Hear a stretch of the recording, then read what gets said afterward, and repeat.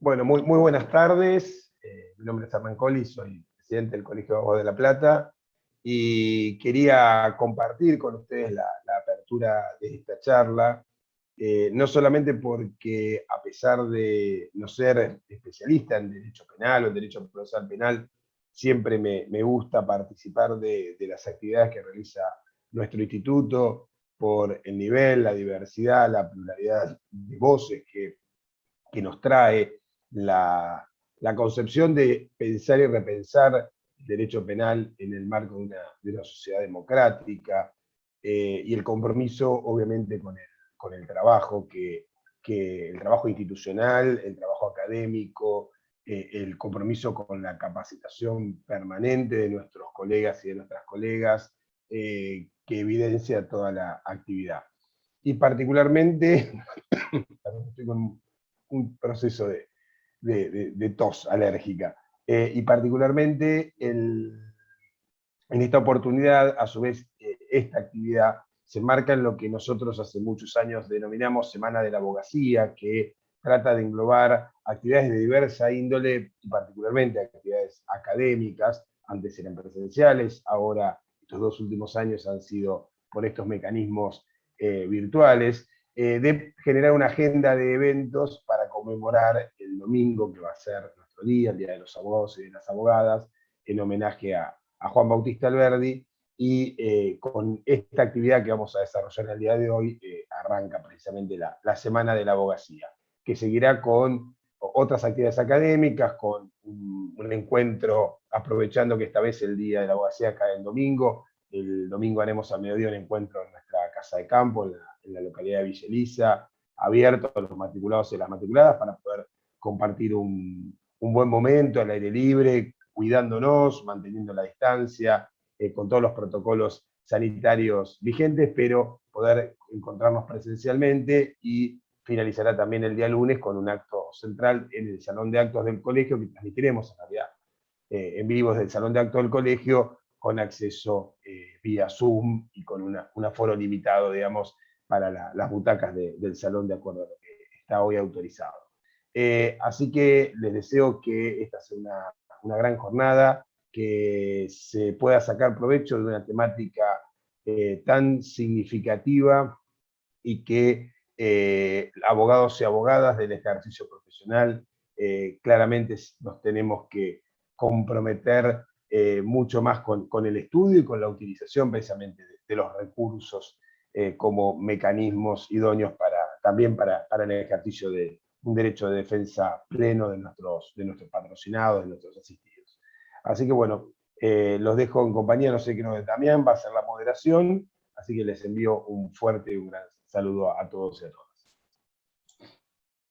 Muchísimas gracias, Hernán, por siempre estar y participar de todas las actividades que proponemos desde el Instituto de Derecho Procesal Penal. Bueno, en esta oportunidad vamos a trabajar sobre una temática que siempre nos convoca y sobre la que hay que seguir trabajando día a día. Tiene que ver con la materia recursiva y el derecho a un recurso efectivo en esta oportunidad. Así que lo primero que quiero hacer es agradecer a los expositores y a la expositora, doctor Piroso, doctor Herbel, que siempre también participa en todas las actividades que le proponemos, y a la doctora Carolina Cristiani. Los voy a ir presentando en el orden que van a ir exponiendo, ¿sí? En primer lugar va a exponer el doctor Gustavo Herbel, que es doctor en Derecho por la Universidad de Buenos Aires y juez de la Cámara de Apelación y Garantías en lo Penal del Departamento Judicial de San Isidro. En segundo lugar va a exponer el doctor Daniel Piroso, que es abogado de la matrícula, que es especialista en Derecho Penal y Criminología, profesor de grado y posgrado y autor de diversos artículos y libros, al igual que el doctor Gustavo Orbel. Y en último lugar va a dar cierre a esta jornada la doctora Carolina Cristiani, que es especialista en Derecho Penal por la Universidad Austral, docente universitaria, y por ahora se desempeña como subsecretaria de la Sala de la Relatoría Penal de la Procuración General de la Suprema Corte, hasta que jure como nueva jueza de un tribunal criminal de nuestro departamento judicial. Nuevamente les agradezco, y ahora tiene la palabra el doctor Gustavo Orbel. Bueno, muchas gracias por la invitación. Me es muy grato hablar con gente de la matrícula, sobre todo, porque, bueno, son quienes son los actores reales de los recursos. Así que me parece muy interesante el debate que se pueda dar a partir de esto. Lo que yo voy a exponer va a ser, primero, un esquema del sistema recursivo de la provincia de Buenos Aires, que es un esquema bastante complejo, para rápidamente pasar directamente al recurso de apelación y, por último, hacer alguna referencia comparativa con la impugnación, o sea, sí, el habeas corpus como impugnación de alguna medida de coerción, ¿sí? Para ver si podemos escindir estos dos tipos de mecanismos. Voy a utilizar un PowerPoint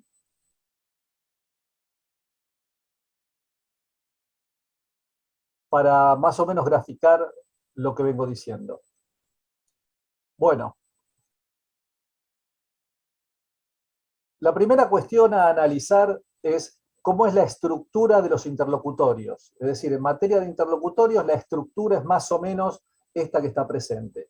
Esto quiere decir que todos los tribunales de primera instancia en materia penal convergen en sus impugnaciones en la Cámara de Apelaciones. En la Cámara de Apelaciones convergen en la medida que esté autorizado por ley el recurso, es decir, la decisión de los diferentes juzgados sea objeto de un recurso, y este objeto de un recurso tiene que estar taxativamente establecido como tal, quiere decir que la ley tiene que establecer que es recurrible esa decisión.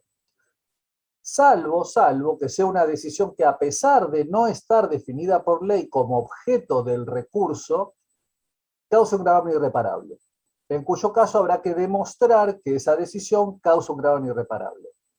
Como ustedes ven, luego sube la pirámide, y de la Cámara de Apelaciones tenemos el recurso de casación. El recurso de casación se va a dedicar el colega Daniel Piroso, así que no me voy a extender. Es un recurso bastante complejo porque queda como un fenómeno intermedio entre una Suprema Corte que tiene también funciones casatorias y una Cámara que también tiene funciones casatorias respecto de las sentencias. Entonces, su función de unificación de la jurisprudencia se torna compleja. Quizás los efectos más problemáticos, que supongo que los abordará el doctor Piroso, es las cuestiones de libertad, ¿no? Porque ¿qué es objeto del recurso de casación? Es algo un poco complejo cuando ya previamente las decisiones de primera instancia pueden tener un doble conforme.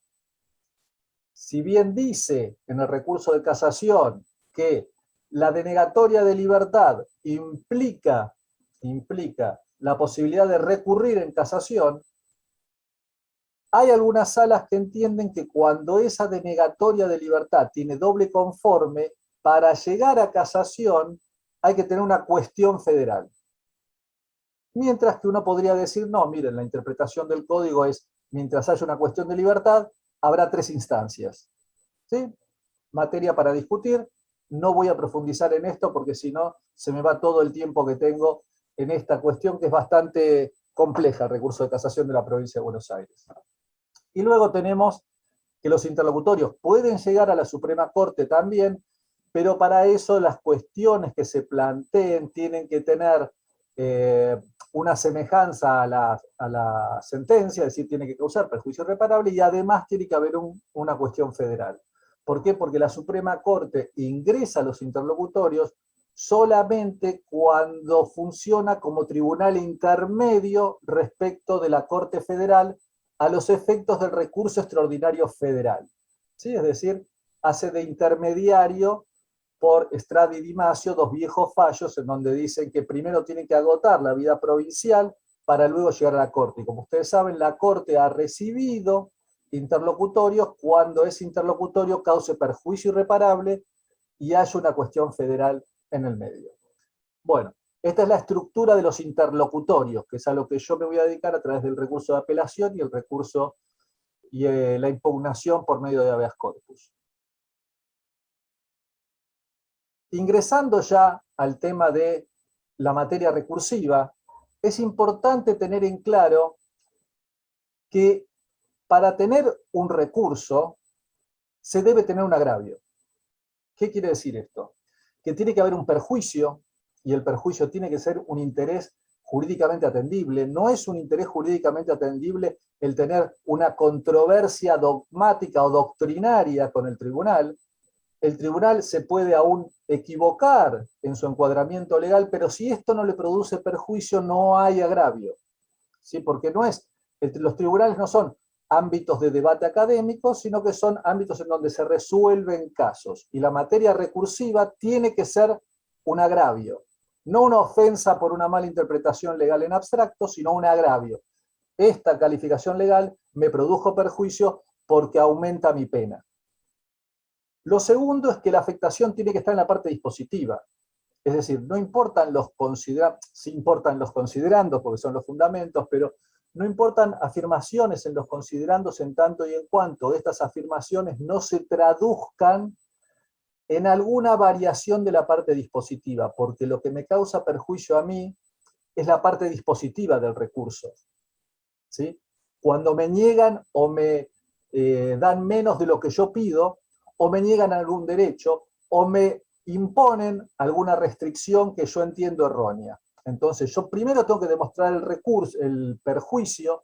Ese perjuicio tiene que estar reflejado en la parte dispositiva y recién ahí tengo un agravio concreto para tener viabilidad, para que tenga viabilidad mi recurso, para que no sea inadmisible. Y hay otra cuestión más, que el ad quem, es decir, el tribunal que decide el recurso, va a decidir en la situación en que se encuentra. Esto quiere decir que las circunstancias en las que decide van a ser tomadas en cuenta. Por ejemplo, si hay un recurso de apelación en donde hay una cuestión de libertad y ya el instituto que viene discutido de alguna manera es concedido en la primera instancia, se torna abstracto el recurso. ¿Sí? Esto es muy claro. La otra cuestión es que si ya fue resuelto el problema jurídico que se viene a atacar, no se puede volver a replantear el caso. Por ejemplo, si yo digo que estuvo mal hecha la valoración probatoria de una prisión preventiva, yo luego, cuando voy a hacer, si quiero discutir la elevación a juicio, y voy con los mismos argumentos de la prisión preventiva, y no hubo una variación en la investigación, entonces lo que yo tengo es el mismo objeto de recurso. ¿Sí? Porque yo tuve una prisión preventiva dictada, critiqué la valoración probatoria, me dieron lugar al recurso, el recurso me lo denegaron porque dicen que la valoración probatoria fue correctamente realizada por el acuo. Entonces yo no puedo volver a replantear la misma situación ante el mismo tribunal con el mismo material probatorio. Tiene que variar el caso, si no, no tengo un nuevo caso. Sí puede suceder que haya nuevos hechos. Por ejemplo, en materia de coerción, ya es un nuevo hecho el transcurso del tiempo. Una persona que es detenida y hace un planteo de falta de riesgo procesal cuando inicia su detención, puede volver a hacerlo luego de transitado un tiempo, aunque ninguna de las otras variables hayan cambiado, es decir, no tenga mejor arraigo, no haya cambiado la calificación legal, la valoración probatoria no sea diferente, pero por el solo transcurso de tiempo puede volver a plantear un recurso o un instituto liberatorio por el solo transcurso del tiempo, porque el transcurso del tiempo hace que haya un objeto de tutela menor para justificar la coerción, es decir, una expectativa de pena menor. Por tanto, ya esa es una razón en materia de coerción. O nuevos elementos de convicción, ¿sí? Uno puede plantear un recurso cuando abona su recurso o su planteo originario con nuevos elementos de convicción. Por tanto, si hay nuevos elementos de convicción, hay otro caso para resolver. Este es el sistema el sistema de la provincia de Buenos Aires en materia de sentencias, mucho más complejo. ¿Sí? Mucho más complejo el interlocutorio. Vimos que el interlocutorio tiene cierta inteligencia, hay una serie de tribunales de primera instancia, todos convergen en la Cámara en la Casación en la Suprema Corte de la Provincia de Buenos Aires. Bien. Por el contrario, en materia de sentencias, sí hay una bifurcación de tribunales. ¿Por qué? Porque las cámaras atienden en cualquiera de los renglones que haya sentencias. Puede ser un juez de garantía que dicte una sentencia correccional, puede ser por un juicio abreviado, adelantado, puede ser un juez correccional, puede ser un juez de responsabilidad juvenil. Cualquiera de estos que haga una sentencia en materia correccional termina en las cámaras de apelación su crítica a la sentencia. Mientras que si es criminal o viene por juicio por jurados, por tanto es criminal, básicamente, es la casación la que tiene la responsabilidad de atender el recurso contra esa condena, contra esa sentencia. Y luego ambos institutos, paralelamente, ambos tribunales, paralelamente, sus decisiones son recurribles ante la Suprema Corte de la Provincia de Buenos Aires. No voy a extender esto, planteo solamente el problema de que nosotros en la Provincia de Buenos Aires no tenemos un centro de jurisprudencia que pueda unificar el derecho, porque tenemos una casación con pocos plenarios efectivos y muchas diferencias entre las salas. Tenemos 18 cámaras de apelaciones que atienden materia que no es transaccionable con la casación, por tanto hay materia correccional que la atiende solamente las cámaras y materia criminal que la atiende solamente la casación de la Provincia de Buenos Aires, y además hay como superestructura un recurso de inaplicabilidad de ley ante la Suprema Corte de la Provincia de Buenos Aires, y ese recurso es básicamente un recurso de casación. Por tanto, tenemos 3 ámbitos de casación diferentes que producen ruido en lo que debería ser, teóricamente, un ámbito de unificación del derecho. Ese es el sentido de la casación. Si perdido ese sentido, pierde un poco de importancia el tener una casación como tribunal, porque como ustedes vieron, cuando hablamos de interlocutorio es un paso más dentro de varias instancias, y cuando hablamos de sentencias tenemos solamente un sector del mundo jurídico que atiende la casación. Al sector correccional no, solamente atiende al sector criminal. Entonces eso produce una gran recursividad y no mucha eficacia. La idea de la unificación de la jurisprudencia es que los actores sepan, prevean cómo van a decidir los tribunales y por tanto no hagan planteos que van a ser denegados. Esta es un poco la inteligencia de tener, como en términos de efectividad, el tener un sistema de unificación de jurisprudencia.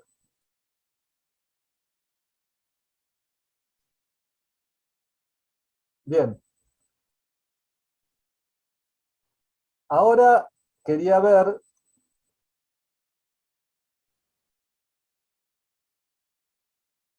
el tema de los principios del recurso a apelación lo más rápidamente posible. Algunos pequeños problemas, no vamos a profundizar demasiado, pero sí algunas cuestiones que hay que tener en cuenta en el recurso de apelación. Primero, los recursos son dispositivos, es decir, hay un principio dispositivo. Solamente con la apelación ingresa el tribunal superior a analizar una decisión de un tribunal de primera instancia. Primera cuestión, hubo recursos jerárquicos históricamente, los hay actualmente, por ejemplo, en la Nación. Cuando se deniega el habeas corpus, la Cámara revisa los habeas corpus denegados en la primera instancia. Es decir, existen, ya casi no operan. Normalmente las decisiones adquieren firmeza, salvo que alguna de las partes recurra. El otro principio que es muy importante es el de taxatividad. La resolución solo se impugna por quien está legitimado en el caso establecido para que se haga el recurso y por el medio que está legislado. Es decir, si yo no tengo una legitimación como sujeto procesal, no puedo recurrir la decisión, por más que sea una decisión errónea, no la puedo recurrir. Por ejemplo, una sentencia dictada condenatoria por debajo de los 10 años ante con un pedido menor a los 10 años ante la Suprema Corte, por más injusta que sea la sentencia, yo no puedo, ¿sí?, recurrir, porque no tengo legitimación. El caso establecido es decir, solamente aquello que es objeto del recurso yo puedo ponerlo en el tribunal del recurso, y por el medio legislado, es decir, por el tipo de recurso que me permite la decisión y la etapa judicial. ¿Sí? Que son dos cosas diferentes. Bien. Cuando no se distingue en qué partes pueden recurrir todas. El rebelde no tiene posibilidad de recurrir porque al no estar dentro del proceso no tiene posibilidad de ingresar discusión en el proceso. El proceso también se paraliza en cierto sentido, pero él no puede discutir.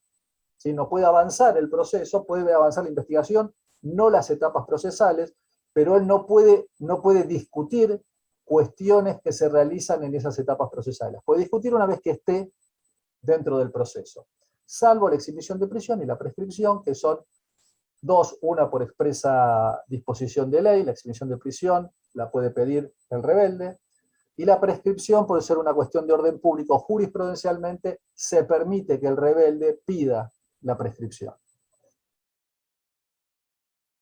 Otra cuestión importante es que tenga interés directo.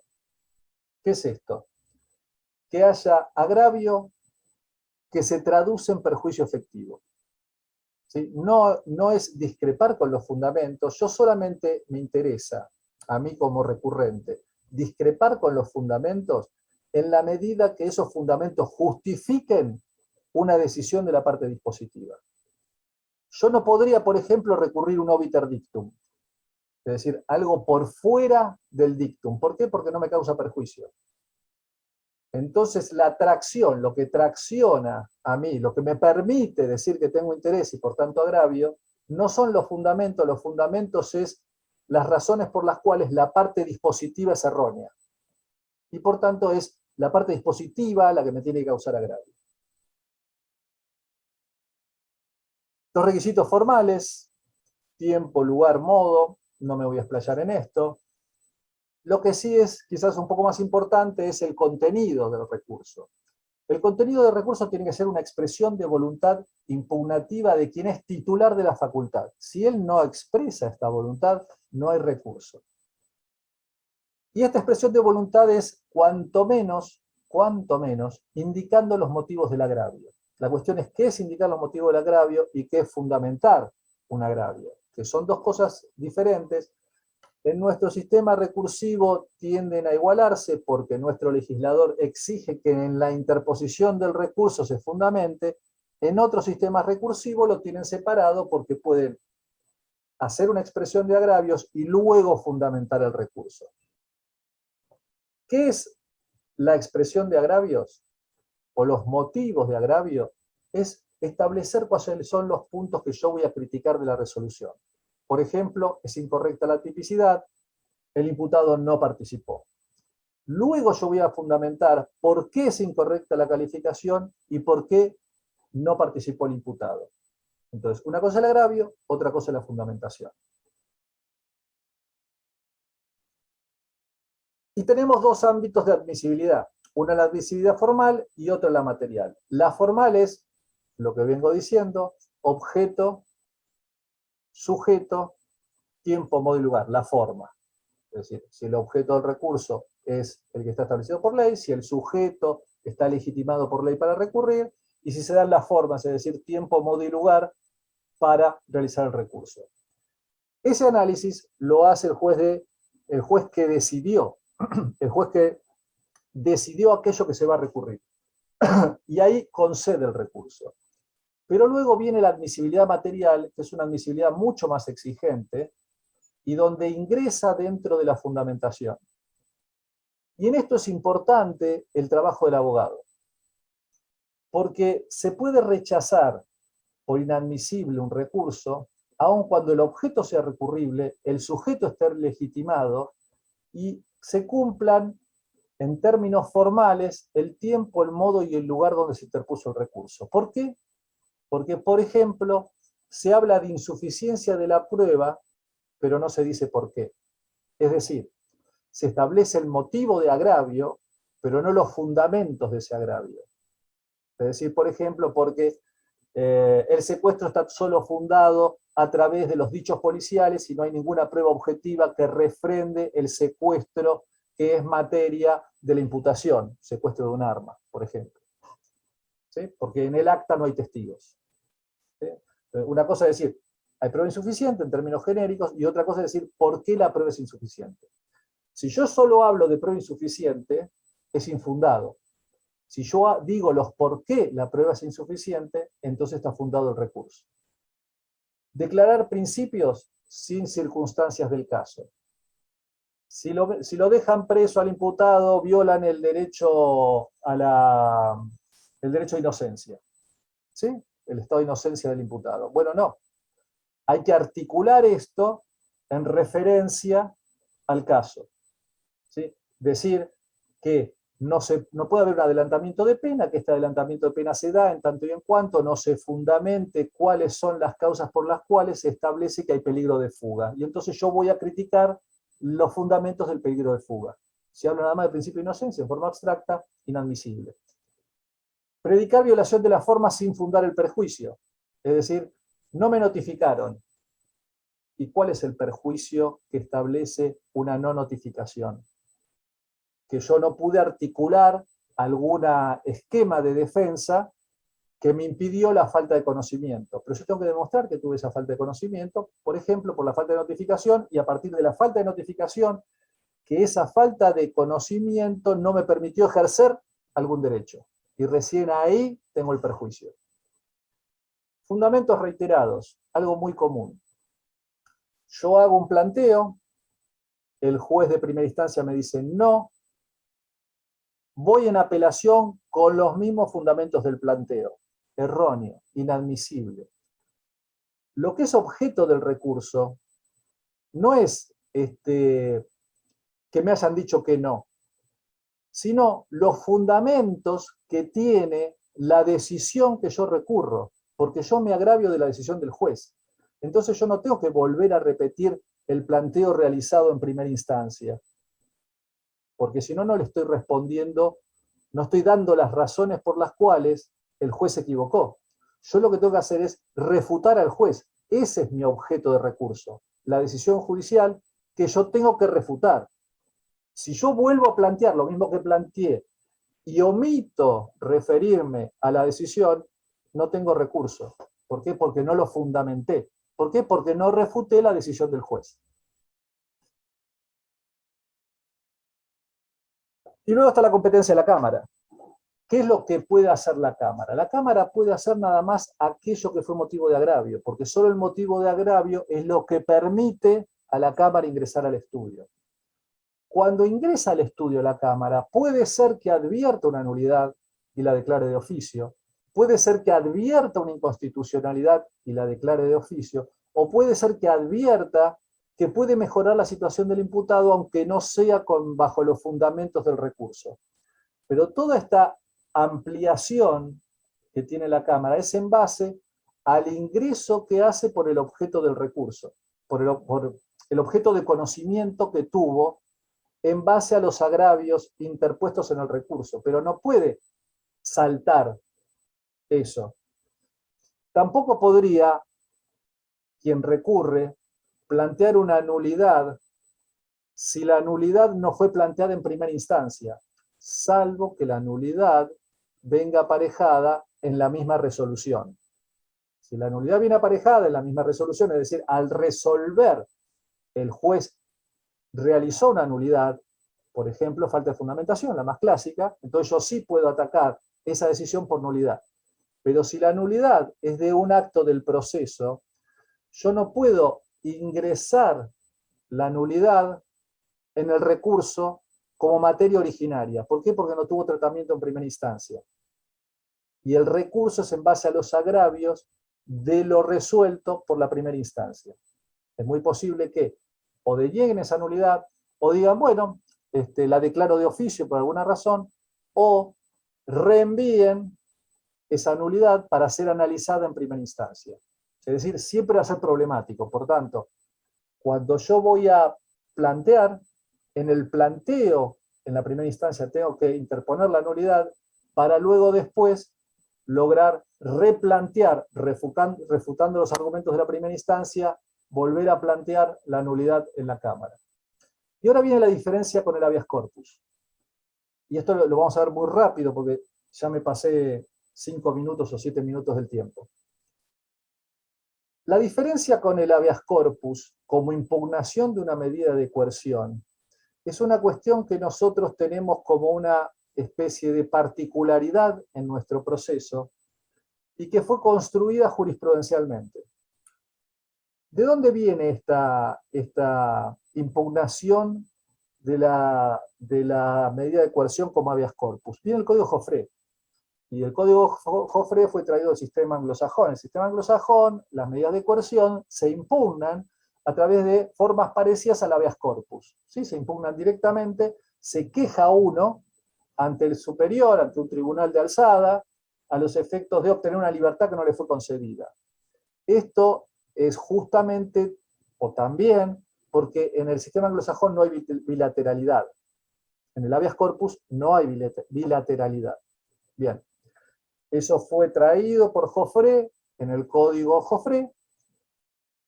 Luego fue introducido como un parche en nuestro código actual de la provincia de Buenos Aires. ¿Pero qué produce en la provincia de Buenos Aires?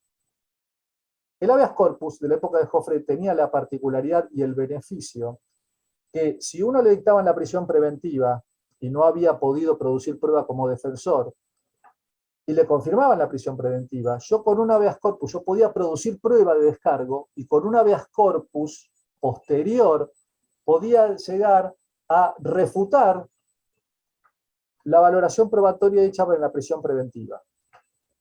¿Sí? Es decir, yo no estaba sujeto a los plazos procesales del recurso contra la prisión preventiva, sino que el habeas corpus me extendía las posibilidades de impugnar la prisión preventiva, yo podía producir prueba y ahí, en el momento que yo producía la prueba, si el juez de primera instancia no hacía caso omiso de esa prueba de descargo, podía irme a la Cámara a discutir mediante el habeas corpus como impugnación de la coerción la prisión preventiva dictada. ¿Qué pasa ahora? Bueno, ahora el habeas corpus realmente es una rara avis. ¿Por qué? Porque nosotros tenemos el cese de la prisión preventiva. Al tener el cese de la prisión preventiva, nosotros podemos impugnar una situación de coerción en cualquier momento. No hace falta, y tanto en lo que es materia de riesgo procesal, como lo haría con una excarcelación, como también lo que es en materia de valoración probatoria, como es decir, la prueba refuta la impugnación que me ha hecho el fiscal. Por tanto, yo puedo discutir en cualquier momento el cese, y ante la denegatoria del cese, puedo discutirlo en la Cámara con recurso en contra de la denegatoria del cese, de la prisión preventiva o de la coerción, para ser más amplio, en cualquier momento. Por tanto, el habeas corpus pierde el valor que tenía. ¿Por qué? Porque siempre hay una vía alternativa ordinaria para discutir en profundidad, por ejemplo, la valoración probatoria de una medida de coerción. En tanto que el habeas corpus va quedando desplazado por una medida como medida excepcional de remedio cuando hay alguna arbitrariedad manifiesta. Y entonces la jurisprudencia hizo esto. Miren, ¿qué tenemos? Dos formas, una ordinaria para impugnar una medida de coerción y otra extraordinaria. Bueno, la extraordinaria la restringimos a la arbitrariedad de la decisión. Y en la ordinaria se analizan las cuestiones de error de valoración. Por tanto, puede suceder que haya una apelación que todavía no fue decidida, sobre esa misma medida de coerción interpongan además, ansioso el defensor por la situación procesal de detención, poner un habeas corpus, y en la Cámara al habeas corpus le digan no ha lugar porque la decisión no es arbitraria, y en la apelación le digan a lugar porque hay una errónea valoración en la decisión de primera instancia. No era arbitraria, arbitrariedad es falta de fundamentos o fundamentos arbitrarios o fundamentos que no se corresponden con la ley, mientras que una fundamentación errónea puede ser una fundamentación existente, pero que tiene errores en una apreciación de valoración probatoria o un error de encuadramiento jurídico. Esos errores son materia del recurso ordinario de apelación, no del de excepción del habeas corpus como impugnación. Bueno, materia muy amplia, compleja, la traté de reducir como pude, después quedó sometido a preguntas si las hay. Muchas gracias. Muchísimas gracias, doctor. Muchísimas gracias. Toma la palabra el doctor Daniel Piroso.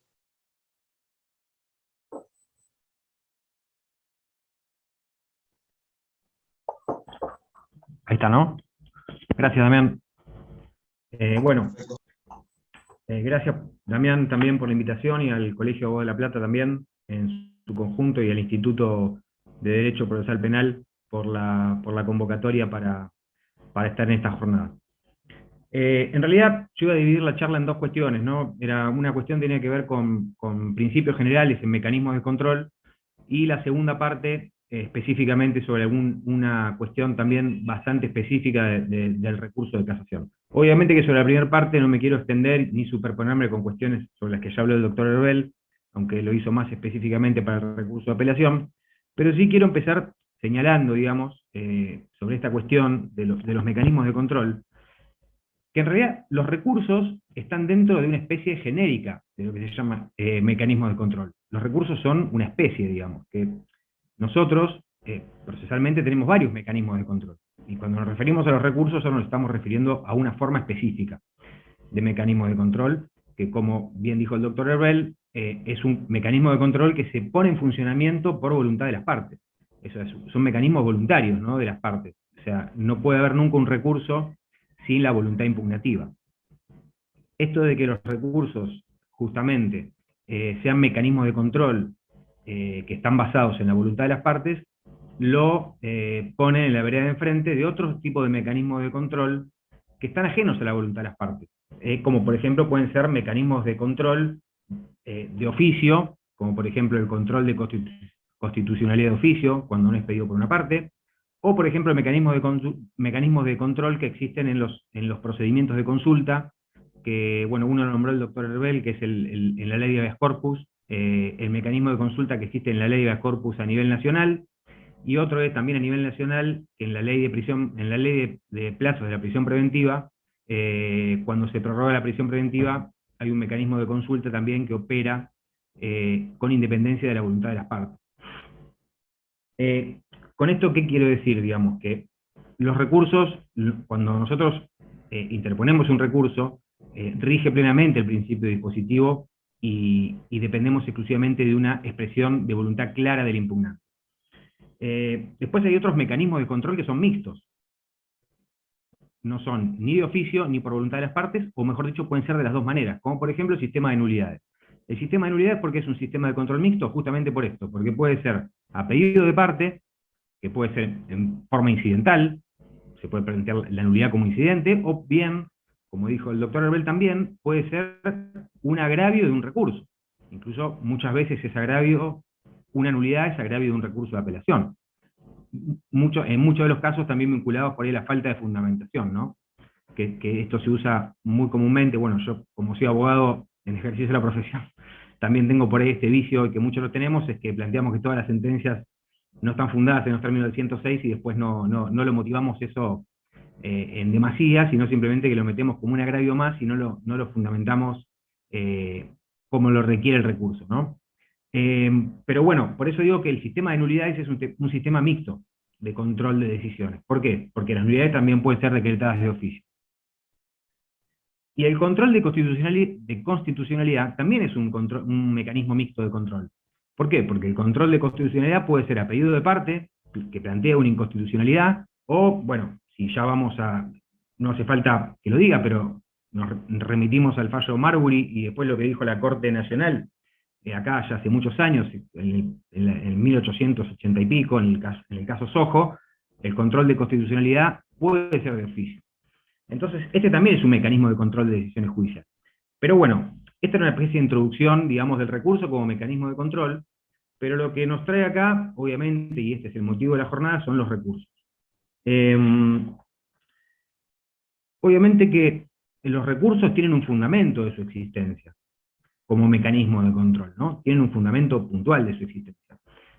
Y entre lo que dice la doctrina, generalmente, la doctrina más reconocida en la materia, uno de los fundamentos de la existencia de los recursos o de las vías impugnativas tiene que ver con el error judicial, ¿no? Con tratar de minimizar al máximo la posibilidad de error judicial, porque obviamente los jueces son personas, y como personas son falibles y se pueden equivocar, y el sistema procesal nos tiene que dotar de mecanismos para que nosotros podamos lograr que ese error judicial pueda ser revisado al máximo, ¿no? Bueno, de ahí que están previstos todos las etapas recursivas diferentes que, como bien dijo el colega el doctor Herbel, está toda la pirámide y jerarquía de organismos que van a intervenir en cada uno de los recursos. Pero cuando hablamos como principios generales de los recursos, y queremos armar una teoría general de los recursos, que nos sirva para todos los recursos, ¿no? Una teoría general de los recursos con ciertos principios que nos sirvan para toda la actividad recursiva, ¿no? De lo que tenemos que hablar son de tres cosas. De impunidad objetiva, que es qué se puede recurrir; de impunidad subjetiva, que esto significa quién puede recurrir. Yo prefiero tratarlo en este orden, más allá de que muchos de los libros que abordan la cuestión lo hacen en forma inversa, tratan primero la legitimación y después la impunidad objetiva. Yo creo que hay que tratar primero la impunidad objetiva, porque si ya sabemos que algo no se puede recurrir, ya no importa por quién, digamos. Primero tenemos que estar seguros de lo que vamos a recurrir es una resolución que está prevista expresamente como recurrible, o que causa gravamen irreparable, en el caso del recurso de apelación. Y después, una vez que entendemos que está cumplido el primer paso de admisibilidad, que es la impunidad objetiva, bueno, ahí veremos, o pasaremos a al segundo requisito de admisibilidad formal, que es la impunidad subjetiva, es decir, los legitimados, y que después el legitimado demuestre un interés directo. Obviamente, como tercer paso, los requisitos formales. Obviamente hay una cuestión, digamos, que no quiero pasar por alto, que es una cuestión que trae problemas, digamos, y más en un sistema acusatorio como el que tenemos en la provincia de Buenos Aires, que es que los recursos, cuando hablamos de impunidad objetiva, hablamos que lo que se puede recurrir es una decisión jurisdiccional. Con lo cual, lo que estamos diciendo es que podemos discutir, o recurrir, o impugnar una resolución de un juez o de un tribunal. Con esto que estamos queriendo decir, que si la impunidad objetiva es de una decisión jurisdiccional, que no son recurribles o revisables, en principio, digo en principio, porque después podemos evaluar algunas hipótesis, no son recurribles las decisiones de los fiscales. Y esto, en un modelo acusatorio adversarial, yo creo que trae una serie de problemas que a futuro, yo creo que en una posible reforma a futuro, yo creo que esto habría que pensarlo e intentar de corregirlo. Por ejemplo, ¿no? Para hablar un poco de derecho comparado, el Código de Córdoba, que es un código también acusatorio, prevé estos mecanismos para el control de las decisiones de los fiscales. Prevé la oposición, que es un mecanismo directamente ante el fiscal, y también prevé la ocurrencia, que es la posibilidad de ocurrir ante el juez, en Córdoba llamado juez de instrucción, no juez de garantías como acá, recurrir ante el juez para que el juez revise si lo que hizo el fiscal está bien o mal. ¿Por qué? Porque en un modelo acusatorio, donde necesitamos respetar obviamente la igualdad de armas, ¿no?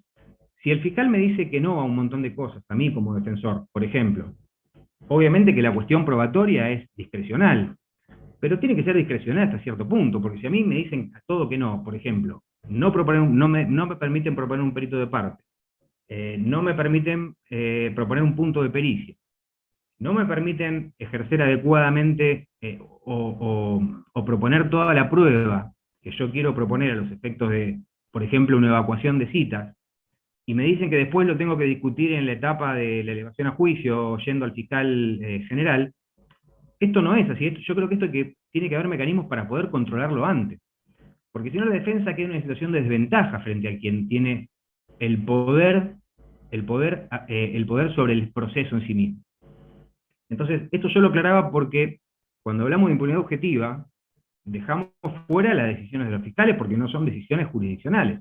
Y creo que esto es algo que tenemos que corregir. ¿Cuál es la forma? Si es el modelo de Córdoba, si es otro, si hay que buscar otro modelo, otro sistema. Yo creo que las decisiones de los fiscales tienen que tener una cierta forma de control por la defensa.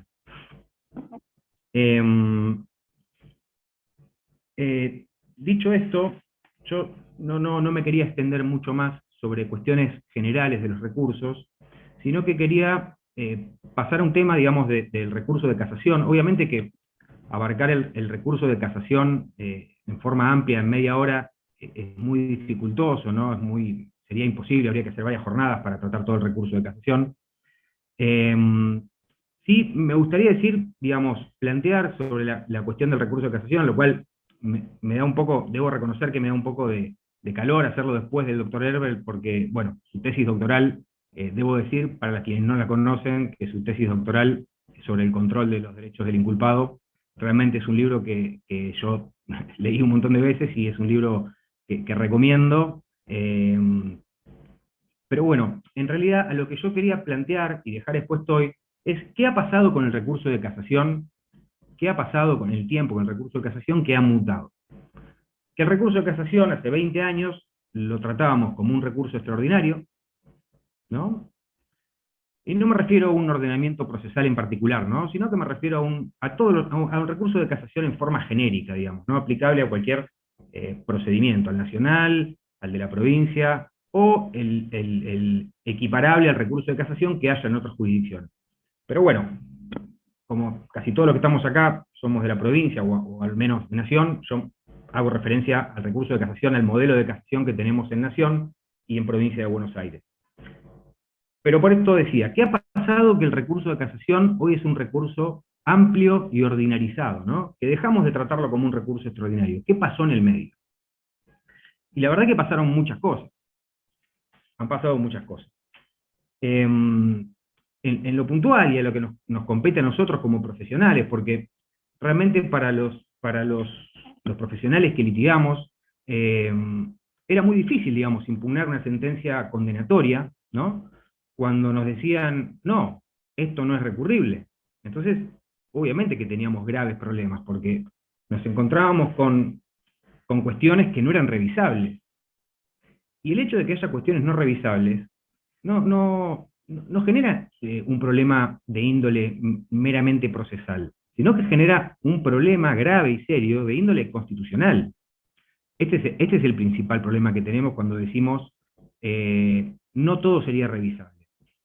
Bueno, entonces, ¿cómo hacemos? ¿Violamos la Constitución o violamos las normas convencionales? No, no podemos hacer eso. Eso se hizo mucho tiempo. Y a consecuencia de que eso se hizo mucho tiempo, hoy se logró que vía jurisprudencial, el recurso de casación sea un recurso que esté ordinarizado. Cuando me refiero a que esté ordinarizado, me refiero a que los requisitos formales siguen siendo los mismos, aunque tal vez haya que procesalmente exigir que sean menos y que sean más similares a un recurso de apelación. Pero yo cuando me refiero a ordinarizado, me refiero a lo que podemos controlar con el recurso de casación. Y la verdad que yo, alguien me pregunta, ¿qué podemos controlar con el recurso de casación? Y yo diría todo. Cuando estamos hablando de la sentencia condenatoria, ¿no? ¿Qué podemos controlar? Y yo diría que todo. Incluso el doctor Herbel en su tesis, perdón que lo nombre, doctor, pero su libro es para mí un libro importante. Incluso dice que hasta podemos controlar cuestiones que están vinculadas a la inmediación. No dejemos afuera la inmediación del todo. ¿Por qué la dejamos del todo? Hoy aún más con todos los mecanismos informáticos que tenemos, donde un juez de casación hasta puede reproducir, si quiere, la audiencia de debate en su despacho y ver cómo depuso un testigo, cómo declaró, cómo gesticuló. Entonces, este ya no sería un argumento para dejar fuera la inmediación. Pero volviendo un poco hacia atrás, ¿por qué yo decía que era un recurso ordinario? Recurso extraordinario, por cómo estaba concebida la casación históricamente. Nosotros la casación la recibimos de la historia, primero del Imperio Romano, después pasó por la casación propiamente dicha, por el derecho francés, y fue creada la casación más moderna, no la actual, pero sí la moderna, en el derecho francés. prácticamente con la Revolución Francesa y parte de los pensamientos de Montesquieu. Y esta casación francesa, que es difícil, ¿no?, extenderse ahora en los orígenes, pero simplemente esto, tenía una función muy política, la casación. No estaba pensada como un mecanismo de control, digamos. Tenía una función meramente política. Hoy en día, hoy en el 2021, aunque también tengo que decir, y otro libro que yo recomiendo en la materia y que es para mí un hito en la materia, que es el de Daniel Pastor, La nueva imagen de la casación penal, que Pastor lo escribió hace 20 años, o sea, lo escribió antes que salgan fallos icónicos en la materia, como puede ser Herrera Ulloa de la Corte Interamericana y Casal de la Corte Suprema Nacional. Pastor esto lo dice hace tiempo, que esta casación, este modelo de casación no iba más, porque el libro lo escribió en el 2001. Entonces, ¿qué pasa? Lo que hubo que reevaluar es que estos fines clásicos de la casación no pueden ser los fines que hoy tiene la casación. No pueden ser los fines que hoy tiene la casación. ¿Por qué? Porque con la incorporación, con la reforma constitucional del año 94, cuando hemos incorporado los pactos, las convenciones, principalmente yo voy a hacer referencia a la Convención Americana y al Pacto Internacional de Derechos Civiles y Políticos, aparecieron normas que, si bien estaban, nosotros ahora las jerarquizamos con jerarquía constitucional, vaya la redundancia, y ya la verdad que nos permiten aseverar, pero ya sin ningún tipo de duda, que el recurso no es una herramienta procesal, el recurso es un derecho constitucional. El recurso es un derecho constitucional, entonces no podemos limitarlo con normas procesales. Porque obviamente, si nosotros lo limitamos con normas procesales, pasa lo que le pasó a Costa Rica en el fallo Herrera Ulloa contra Costa Rica, que tenía un recurso de casación limitado, y la Corte Interamericana, ¿qué le dijo? No, señores, ustedes tienen que garantizar una revisión amplia. ¿Por qué? Y porque si no violan la Convención. Y esto genera responsabilidad del Estado.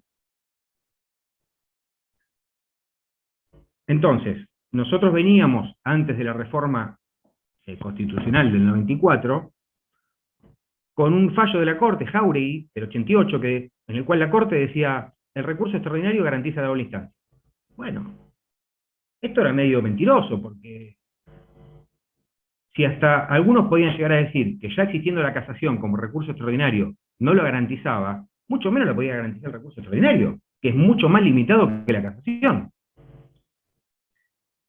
Obviamente, después de la reforma constitucional, la Corte tuvo que cambiar este modelo, y en Giroldi dijo otra cosa.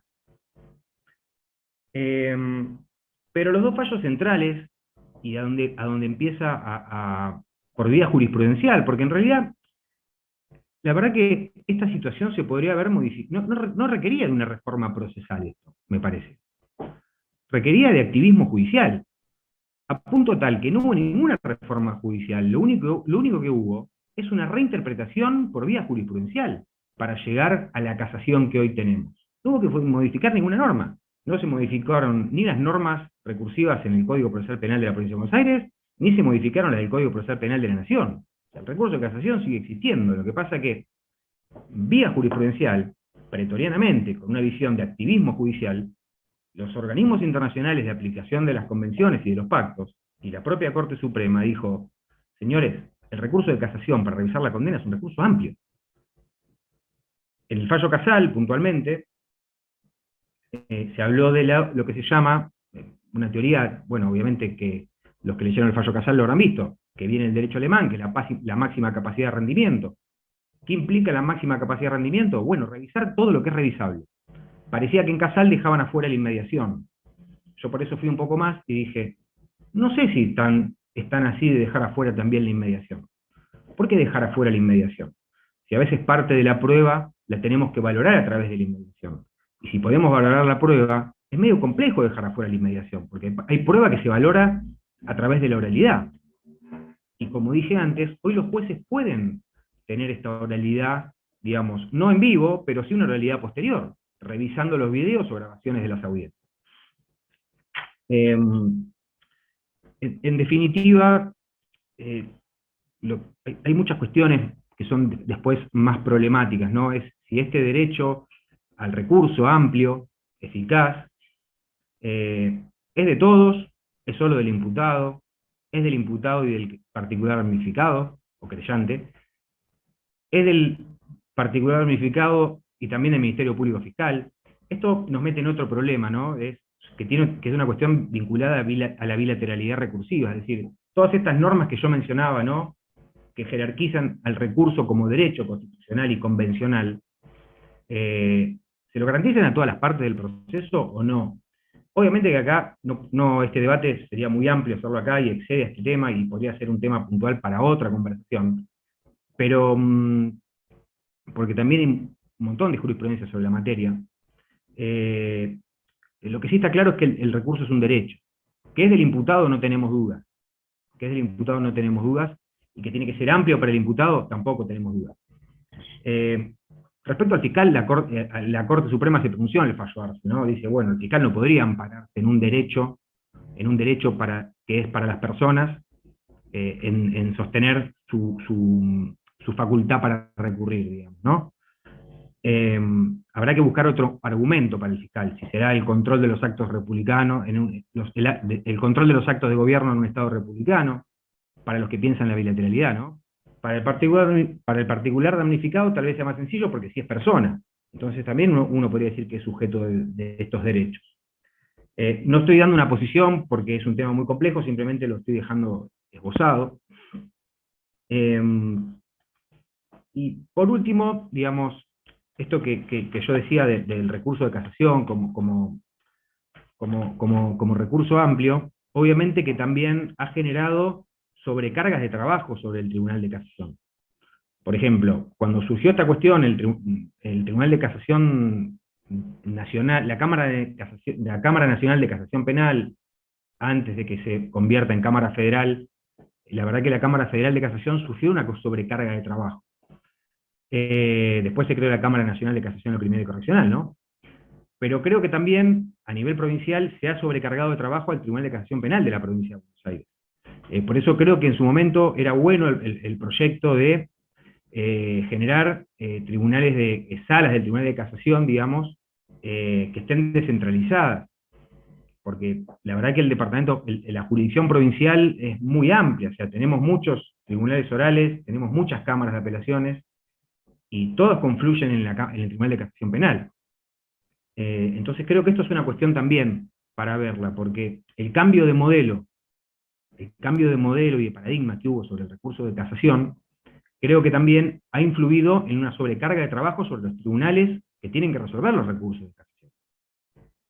Entonces, este cambio vía pretoriano no acompañado de una estructura que pueda acompañar ese cambio de modelo y genera una serie de demoras y una especie de cuello de botella o de embudo que hace que se traben las cosas.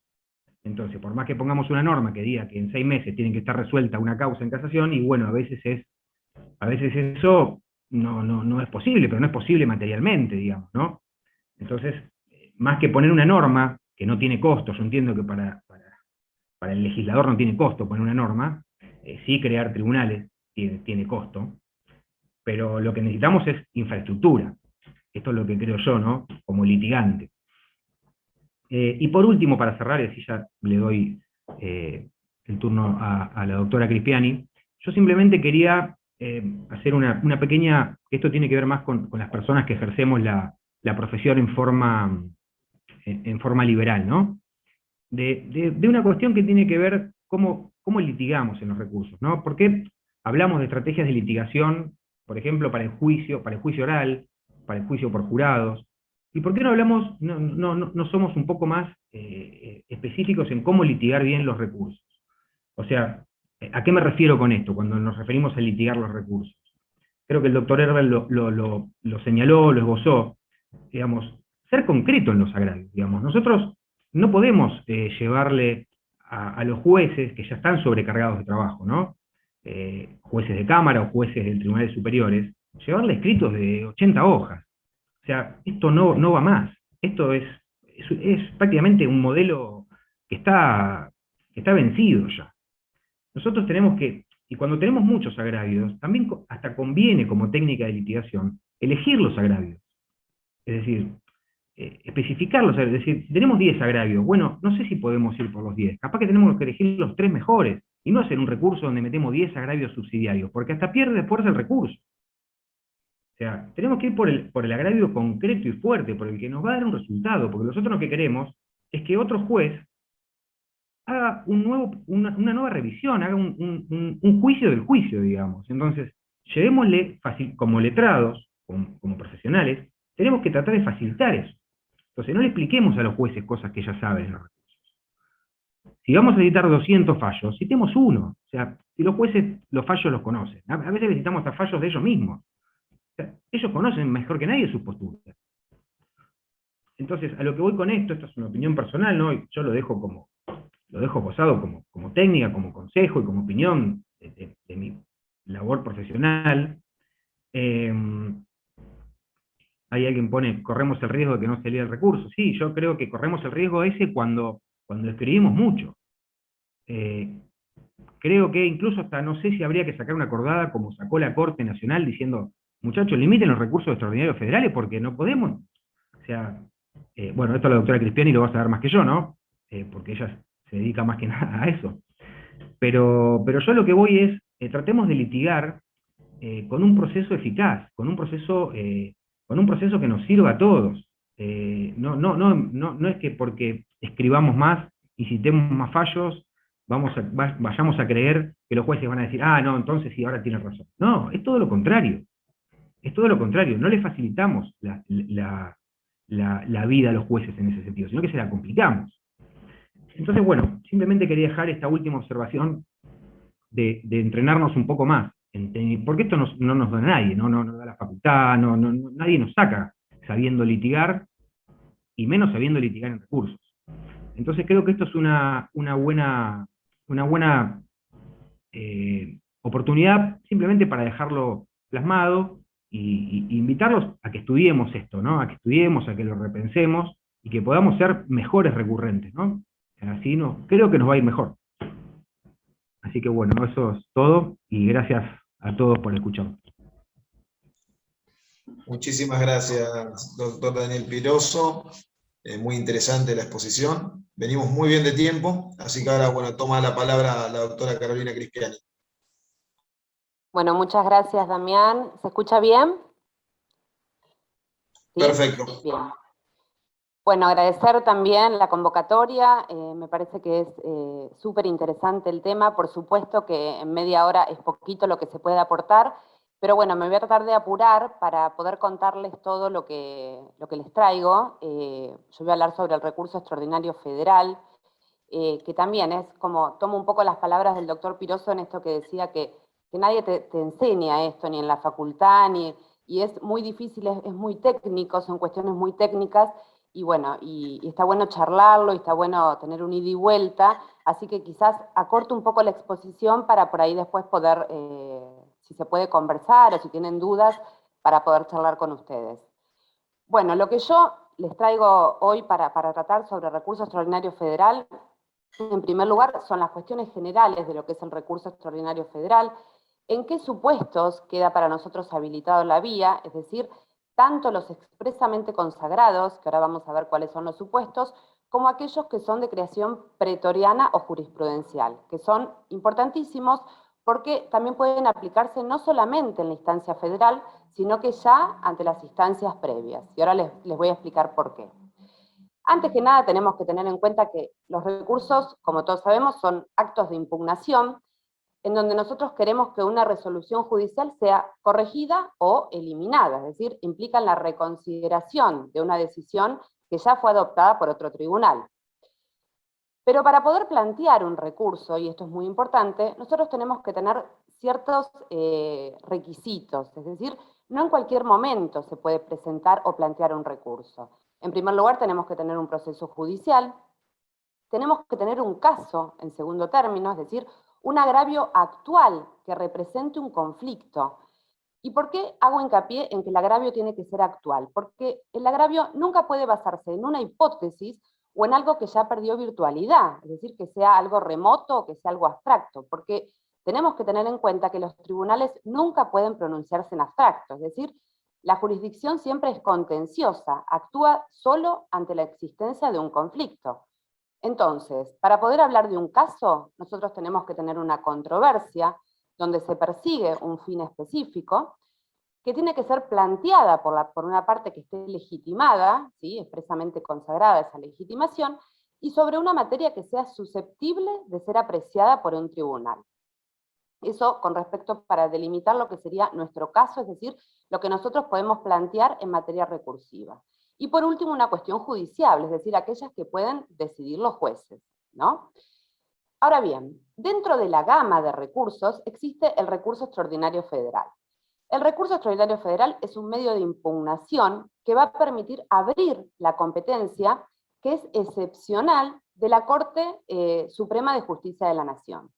Este recurso data del año 1863, un día como hoy, un 26 de agosto del año 1863, se sancionó la Ley 48, que es la que prevé el recurso extraordinario federal. Ahora bien, siempre hablamos y decimos, tiene que existir una cuestión federal, siempre que existe una cuestión federal y demás, pero muy pocas veces la conceptualizamos la cuestión federal, o entendemos de qué se trata la cuestión federal.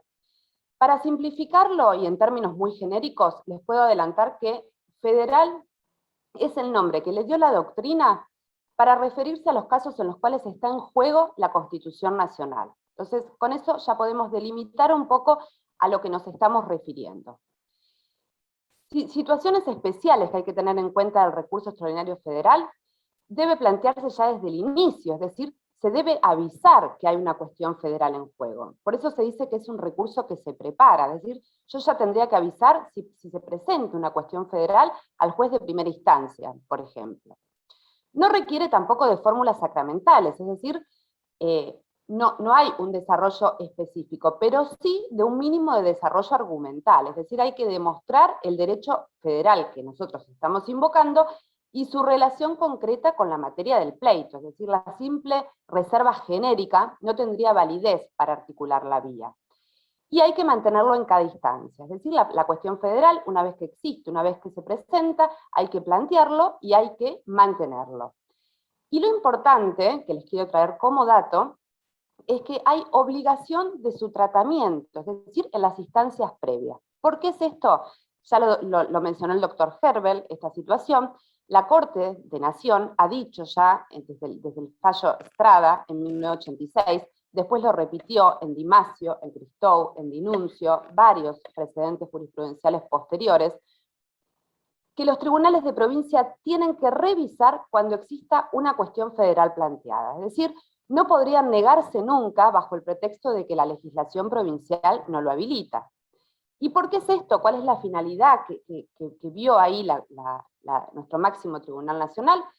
En primer lugar, para que el producto llegue más elaborado, es decir, para que se delimiten los contornos de esta cuestión federal que es la que se está invocando.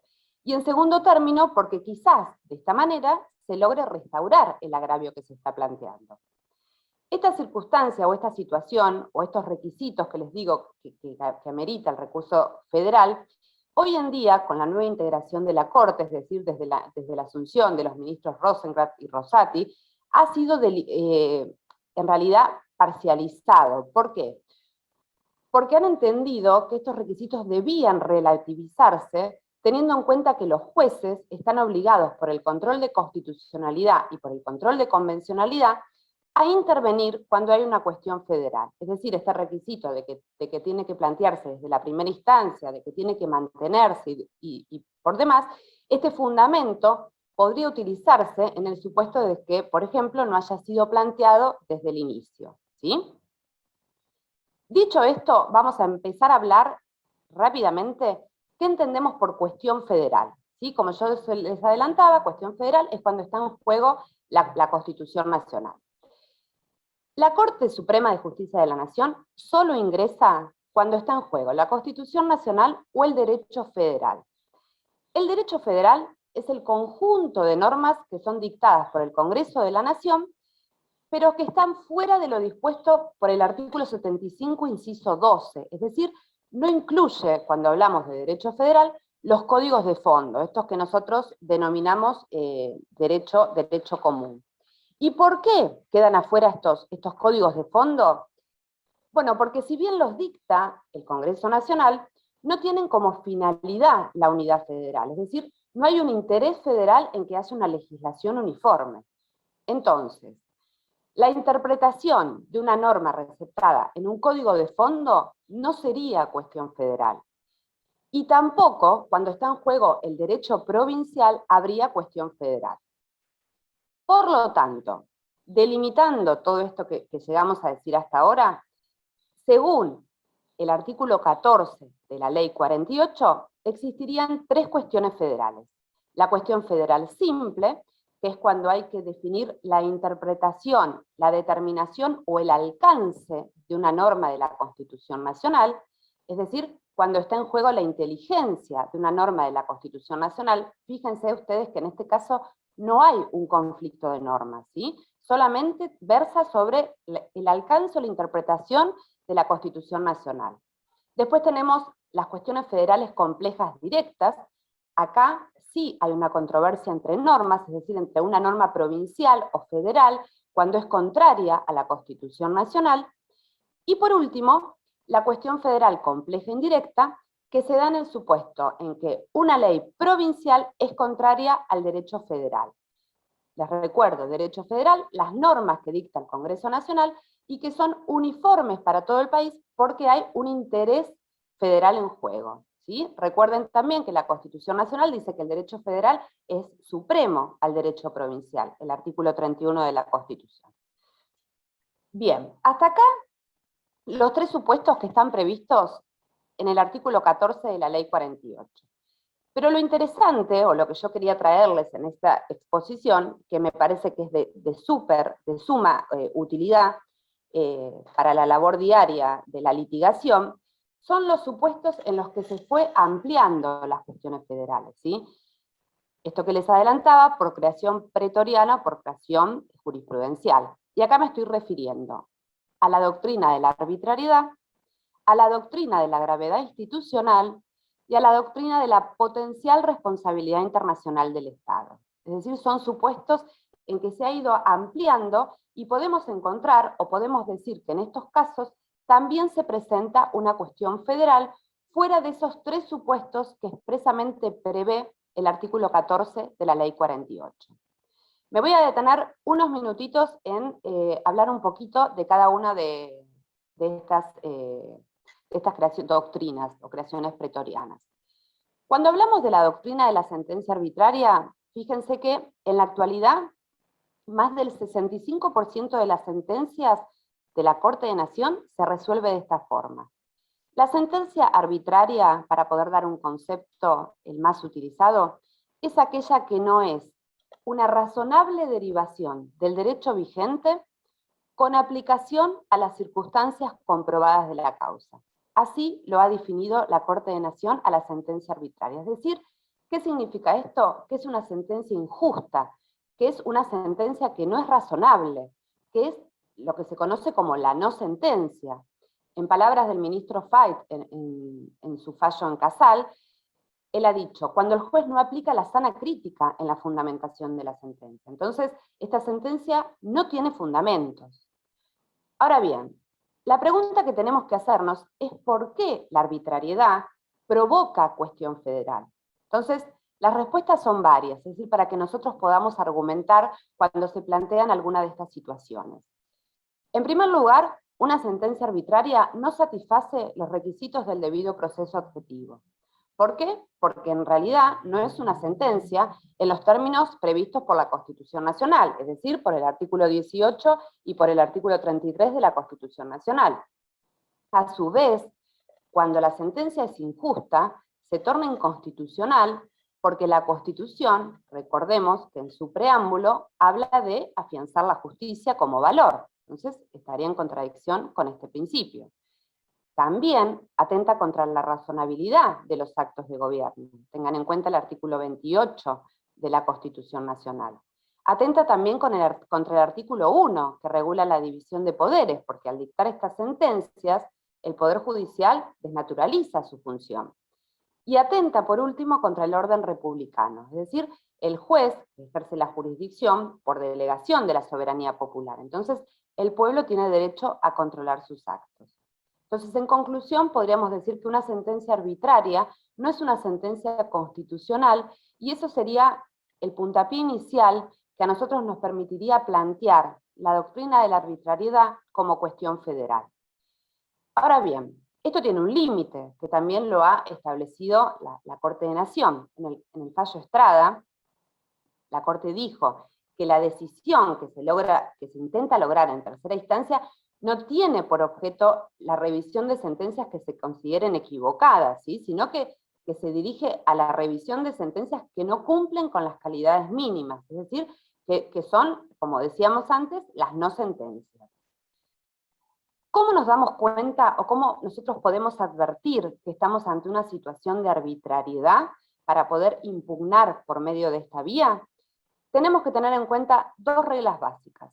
En primer lugar, tenemos que vislumbrar o darnos cuenta de la existencia de un déficit de fundamentación. Es decir, como dijimos, una sentencia es arbitraria o no está fundada cuando no es derivación razonada del derecho vigente con aplicación a las circunstancias comprobadas de la causa. Es decir, la sentencia tiene un déficit de fundamentación, la sentencia no está fundada.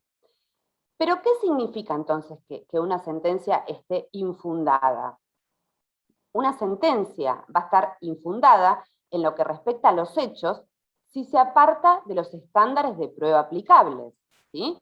Es decir, para decirlo en contrario, una decisión estará fundada cuando hay una relación lógica entre las premisas normativas, esto es las normas, y las premisas empíricas, es decir, los hechos. Y esto se relaciona con los estándares de prueba. Los estándares de prueba, que son aquellos que van a determinar cuándo está justificado determinar como verdadera una hipótesis de un hecho, es decir, cuándo un enunciado es suficiente para probar un hecho. Este estándar de prueba va a depender del modelo que se utilice. Por ejemplo, en el derecho penal liberal, cuando se habla de más allá de toda duda razonable, el estándar de prueba será mayor, ¿sí? Esto lo ha explicado muy bien la Corte en los fallos ya citados, tanto en Casal como en Carrera en el año 2016, se ha referido, la Corte ha dado indicaciones precisas sobre cuál es el estándar de prueba exigible en materia penal. ¿Cuáles son los requisitos de la motivación entonces? Porque para la Corte de Nación, para nuestro máximo tribunal, la motivación se presenta como una garantía. Entonces, tiene que haber una suficiencia, es decir, el juez debe exponer las razones que lo llevan para tener por acreditado un hecho y las pruebas que lo acreditan, como también que tiene que fundamentar la calificación legal. Tiene que haber legitimidad, es decir, la prueba tiene que ser válida, no puede ser nunca una prueba que se presente en violación de garantías constitucionales. Y por último, tiene que haber racionalidad, es decir, tiene que haber una motivación que sea coherente, es decir, razonamiento congruente, que no sea contradictorio, ¿sí? Esto habría que relacionarlo, pero ya me iría mucho de tema con el tema de la lógica argumentativa. Entonces dijimos, en primer lugar, un déficit de fundamentación, y en segundo lugar, para determinar una arbitrariedad, la entidad de ese déficit, ¿sí? Porque no cualquier déficit de fundamentación constituye arbitrariedad o una sentencia arbitraria. Solo cuando este déficit se presenta como inequívoco, es decir, cuando puede ser explicado de una sola manera, es decir, que no quede duda, ¿sí? Que presente la posibilidad de una sola solución. Esa decisión produce arbitrariedad y debe ser revocada, ¿sí? Dentro de la arbitrariedad, como doctrina de la Corte, podemos encontrar la arbitrariedad fáctica, la arbitrariedad normativa y la arbitrariedad por inconvencionalidad. Yo les voy a mencionar algunos ejemplos como para que ustedes puedan utilizarlos, o después les voy a sugerir también la bibliografía sobre el tema. Cuando hablamos de arbitrariedad fáctica, nos podemos referir a supuestos en los que se prescinde de prueba decisiva, cuando se invoca prueba inexistente, cuando se contradicen las constancias de la causa, cuando hay afirmaciones dogmáticas, es decir, las afirmaciones dogmáticas se denominan fundamentación aparente, es decir, cuando no se fundamenta la conclusión a la que se llega, cuando hay sentencias que son autocontradictorias, cuando se funda en prueba que no consta en el proceso, cuando la decisión se aparta de la sana crítica o del buen sentido, cuando no hay una debida motivación en las conclusiones periciales que se someten a prueba, cuando la prueba no se analiza en su conjunto, sino que se hace en forma parcial y aislada, Cuando se menoscaban las reglas del debido proceso, fíjense todos los supuestos en los cuales ustedes pueden interponer o articular la vía de la arbitrariedad. Los fallos que se basan en la mera voluntad de los jueces, cuando no se asegura la verdad objetiva, es decir, cuando se controvierten las leyes de la lógica y la experiencia, cuando se lesiona el adecuado servicio de justicia, cuando el juez no mide los efectos de la decisión en función del fallo, del impacto del fallo en pronunciamientos posteriores, esto es lo que se llama sentencia imprevisora, es decir, el juez en este caso no considera las consecuencias de lo resuelto, y cuando se omite el tratamiento de cuestiones que son sustanciales o que son decisivas y que fueron planteadas por los recurrentes, ¿sí? En este caso habría una denegación de justicia. Eso con respecto a la arbitrariedad fáctica. Después tenemos el supuesto de arbitrariedad normativa. Cuando hablamos de arbitrariedad normativa nos referimos a los supuestos en que el juez se arroga funciones de legislador, ¿sí? O cuando prescinde de la norma aplicable, es decir, el juez solo puede desaplicar la ley si declara su inconstitucionalidad. Y esto, recuerden que es un remedio que es utilizado como última ratio, es excepcional, y si lo hiciera es solo para el caso concreto. Cuando se aplica una ley derogada, por ejemplo, cuando se cambia el sentido y la finalidad de la ley, se desconoce lo dicho por el legislador, y por último, la arbitrariedad por inconvencionalidad, que es la última que ha incorporado la Corte de Nación. En este caso es cuando en las sentencias no se aplica la normativa convencional, ¿sí? Funciona mucho, sobre todo en lo que es temática de violencia de género. La Corte Interamericana de Derechos Humanos ha dicho que la sentencia es arbitraria cuando se desconoce la normativa internacional sobre el punto. Entonces fíjense que ahí hay otro supuesto de arbitrariedad. Eso con respecto a la doctrina de la arbitrariedad. Me voy a tomar 2 minutitos para plantearle la doctrina de la gravedad institucional, para contarles lo más importante o a qué refiere, y por último ya le cedo la palabra a Damián. La doctrina de la gravedad institucional, a diferencia de la doctrina de la arbitrariedad, ha sido definida como la misma Corte de Nación como una zona de penumbra. Fíjense ustedes lo difícil que es trascender o poder explicar la doctrina de la gravedad institucional, que siempre se habla o se plantea, hay gravedad institucional, pero es muy difícil definirla. Podemos decir que esta gravedad institucional comprende en sentido amplio aquellas cuestiones que exceden el interés individual de las partes, ¿sí? Y que afectan en modo directo a la comunidad. Es decir, son casos que conmueven a la sociedad entera. El origen de esta doctrina de la gravedad institucional fue el presidente Jorge Antonio. Fue la primera vez en que la Corte, en el año 1960, tomó la doctrina de la gravedad institucional, ¿sí? La Corte dijo que en este caso que entendía la gravedad institucional también como cuestión federal, porque tenía que preservar los derechos fundamentales de la sociedad.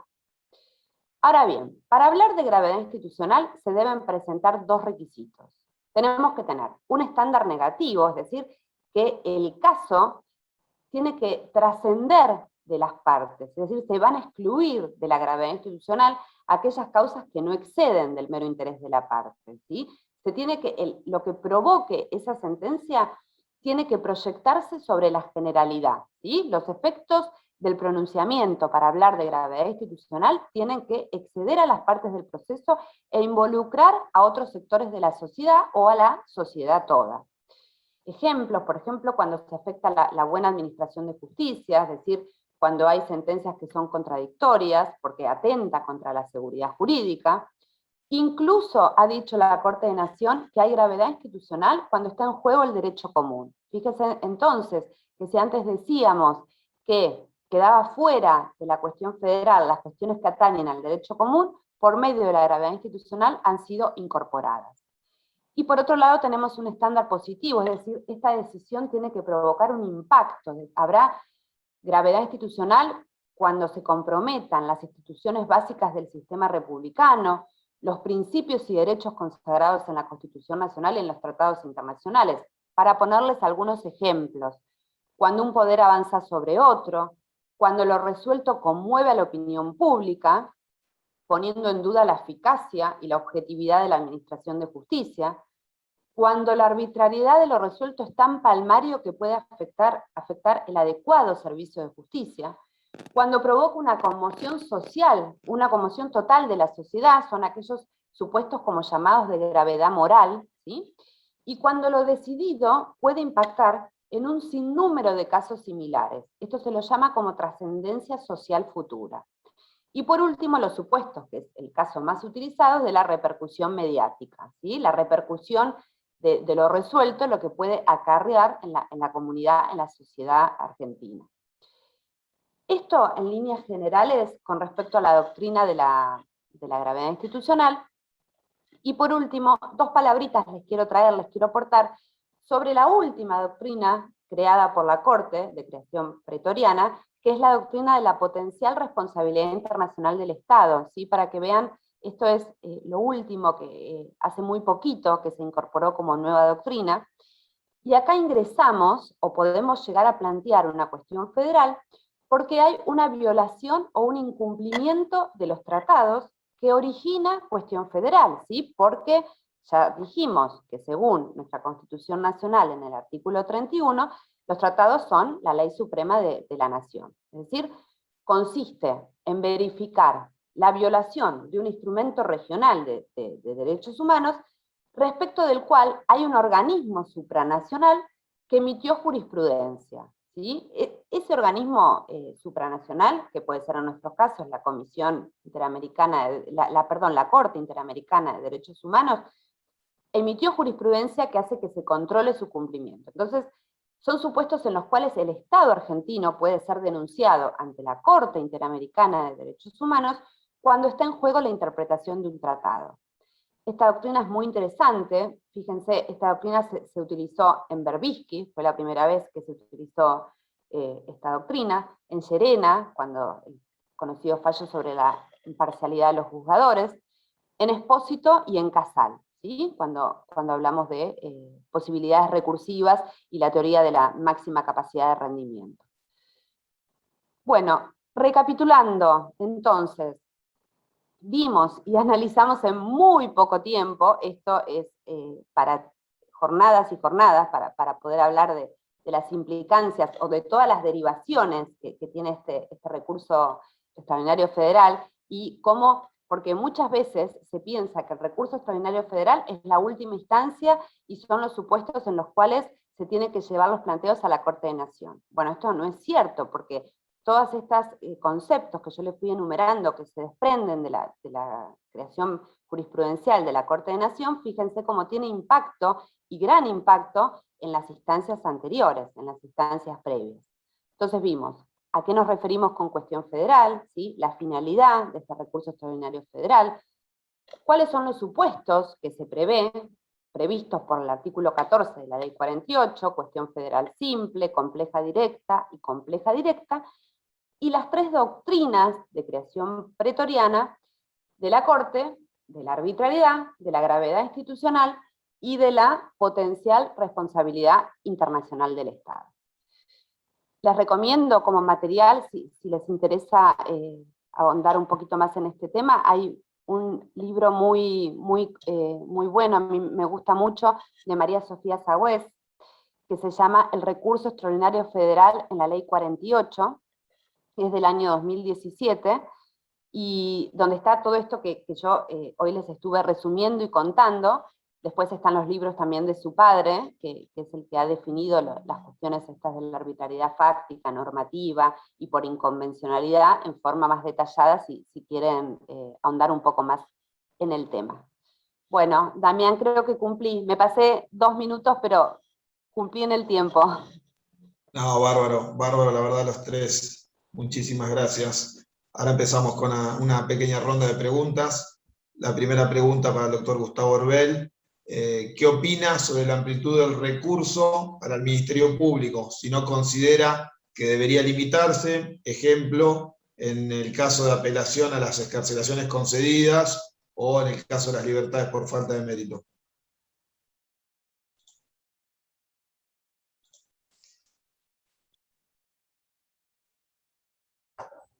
Pero en las libertades por falta de mérito, para empezar por algo, no veo posibilidad de que haya recurso.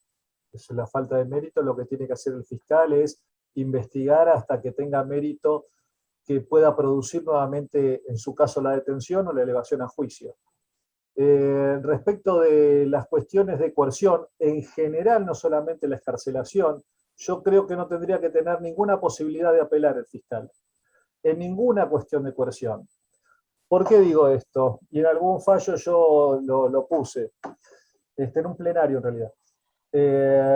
Yo lo que entiendo es que cuando el fiscal recurre una decisión excarcelatoria, lo que está haciendo es decir, miren, yo tengo la hipótesis que la persona se va a escapar, ¿no? Ahora bien, si la persona está excarcelada, o liberada, o morigerada, o como sea, ¿qué sentido tiene que otro tribunal se expida sobre una hipótesis, es decir, la persona se va a escapar, cuando esa persona ya está en libertad, y ya no es una cuestión hipotética, sino que una cuestión concreta de si cumple o no con presentarse en el proceso? Ahora bien, puede ser que la persona decida irse, pero ya esto es una cuestión contrafáctica. Si la persona está a derecho mientras fue excarcelada, yo creo que ningún otro tribunal, ningún tribunal superior podría decir, no, miren, metan la presa porque a lo mejor se va a escapar. ¿Por qué? Porque la persona liberada no se escapó. Entonces, ¿qué sucede? Yo puedo discutir ante la alzada cuando me dejan preso. ¿Por qué? Porque el tribunal de primera instancia me deja preso como imputado por una hipótesis que yo me voy a escapar. Entonces esta hipótesis yo la puedo discutir ante otro tribunal, porque es hipotético. Ahora, si un tribunal dice, la persona tiene arraigo, bla, bla, bla, la dejamos libre, la única forma en que yo podría ser detenido, entiendo yo, es si yo tengo una inconducta procesal, en cuyo caso es inútil que haga el recurso porque el recurso se basa en la decisión anterior y yo si tengo una inconducta procesal la tengo ya liberado y es una circunstancia posterior a la decisión de primera instancia. Entonces, mientras el tribunal está decidiendo sobre lo que decidió el juez de primera instancia, en base a un recurso que el fiscal hipotetiza que yo me voy a escapar, lo importante es qué yo estoy haciendo. Si yo me voy a escapar, no vayan el recurso a la Cámara, denuncien y pidan la detención de nuevo, porque yo estoy produciendo actos e inconductas procesales. Entonces no tienen que esperar una Cámara que se expida, sino lo tienen que pedir directamente a la primera instancia pidiendo la revocatoria de esa libertad. Por eso para mí no tiene sentido, en el mundo anglosajón no existe la bilateralidad en materia de coerción, para mí no tiene sentido el recurso en materia de coerción. Tampoco para mí lo tiene en otras cosas, ¿no? el recurso fiscal. Pero bueno, esta fue la pregunta y contesto esto. Muchísimas gracias, doctor. Una pregunta para el doctor Piroso, si considera que el sistema de precedentes podría acelerar ese atraso que hay o ese cúmulo de tareas que hay en el Tribunal de Casación Penal, y si ello no colisionaría con el derecho de acceso a la justicia y el derecho al recurso. Sí, el tema de los precedentes es un tema complicado, digamos, porque incluso no funcionó a nivel nacional. O sea, los fallos plenarios a nivel nacional existe el recurso de inaplicabilidad de ley con un sentido diferente al que tiene la provincia. Es un recurso de inaplicabilidad de ley para pedir que se junte el tribunal en pleno y que dicte una sentencia determinada, y lo puede pedir la parte, diciendo que hay jurisprudencia contradictoria entre diferentes salas, por ejemplo, de la Cámara de Casación Federal o Nacional en lo criminal y correccional. Pero lo cierto es que los plenarios no solucionaron el tema, no vinieron a solucionar el tema de descomprimir una carga de trabajo porque haya fallos plenarios, porque los jueces cambian, porque las posiciones son diferentes, porque las teorías cambian, porque, digamos, el derecho es totalmente maleable todo el tiempo, digamos. Entonces es muy difícil, digamos, que nos basemos en un sistema a mi modo de ver, ¿no? En un sistema de precedentes y que eso facilite que se pueda obtener mayor celeridad en el trámite de un recurso. Yo creo desde mi perspectiva que la forma de conseguir mayor celeridad en los recursos, y como dije antes, desde el lugar que podemos proponer nosotros los letrados, es no hacer presentaciones interminables. O sea, creo que eso me parece que es básico, digamos, ¿no? O sea, fíjense, como decía antes, a punto tal que la Corte Suprema tuvo que sacar una acordada diciendo cuántos renglones teníamos que escribir. O sea, esto la Corte no lo dijo porque es mala y quiere rechazar recursos por forma de estilo. Yo creo que lo dijo porque dijo en algún momento, che, corten con recursos extraordinarios que son de 200 hojas. Son inviables, son inleíbles. O sea, y lo central capaz que está escrito en 2 carillas. Entonces, a lo que voy, y cuando hablaba de técnicas de litigación en los recursos, si lo importante son 2 carillas, escribamos las 2 carillas. O sea, el recurso tiene que estar motivado y fundamentado. ¿Podemos motivar y fundamentar un agravio en 2 carillas? Y tal vez sí. Tal vez sí. Y también creo que como forma de descomprimir, yo creo que la oralidad en esto es muy importante. O sea, lo que tenemos que tratar de olvidarnos y dejar un poco atrás es el papel. O sea, creo que la oralidad permite contradicción con el adversario procesal en el momento, permite publicidad de los actos, porque las audiencias son públicas, y permite que el tribunal o el órgano que tenga que decidir lo pueda resolver en el momento, o se tome unos días, o se tome un cuarto intermedio, como hace un tribunal de juicio, y resuelva la cuestión. No sé si es un tema de precedentes el que viene a dar mayor celeridad, porque yo no sé si la justicia de Estados Unidos tiene mucha celeridad con un sistema de precedentes, porque hay personas que están 12 años esperando una sentencia. Entonces, no sé si la celeridad viene por ese lado.